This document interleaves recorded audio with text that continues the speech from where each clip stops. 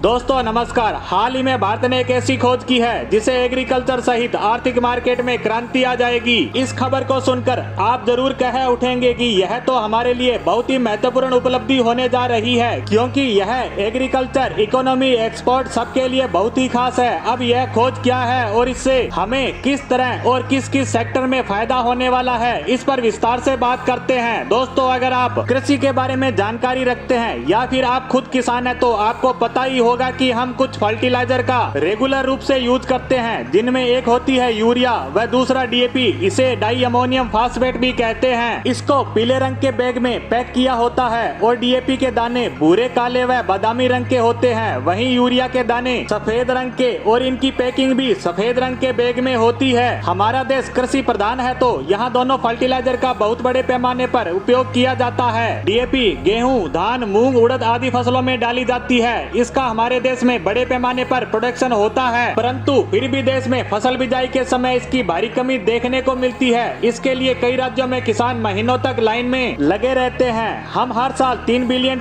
से भी ज्यादा कीमत की डीएपी दूसरे देशों से इंपोर्ट करते हैं और यह एक बड़े कृषि प्रधान देश के लिए बिल्कुल भी सही नहीं है, खासकर भारत जैसे देश के लिए जहाँ अधिकतर जनसंख्या कृषि पर निर्भर है। वहीं दूसरे कृषि प्रधान देश इन फर्टिलाइजर का मास लेवल पर प्रोडक्शन करके अपनी जरूरतों को तो पूरा करते ही है, वहीं दूसरे देशों को बड़े लेवल पर एक्सपोर्ट करते हैं, जबकि हम इसे दूसरे देशों से मंगवाकर हमारी जरूरतों को पूरा करने में लगे हैं। इसी पर वर्तमान भारत सरकार अपने पिछले कार्यकाल से ही काम कर रही थी। सबसे पहले सरकार ने यूरिया की ब्लैकिंग रोकने के लिए उसे नीम कोटिंग किया, जिससे किसानों को काफी ज्यादा राहत मिली। वहीं अब भारत ने डीएपी को लेकर भी एक बड़ा इनोवेशन किया है। भारत की कंपनी इफको ने दुनिया की पहली लिक्विड नैनो डीएपी का आविष्कार कर लिया है। अब यह लिक्विड नैनो डीएपी क्या है? दरअसल यह भी एक प्रकार से डीएपी ही है, यानी डाई अमोनियम फास्फेट, लेकिन यह बैग में दानों के रूप में न होकर लिक्विड रूप में होगी। जहां पहले किसानों को 50 किलो का बैग उठाकर ले जाना होता था, जिसे खेत में डालने में भी काफी मशक्कत करनी पड़ती थी, अब यही काम आधा लीटर लिक्विड नैनो डीएपी यानी 500 ml की बोतल करेगी। इसे पानी के साथ मिक्स करके फसलों पर छिड़काव करना होगा।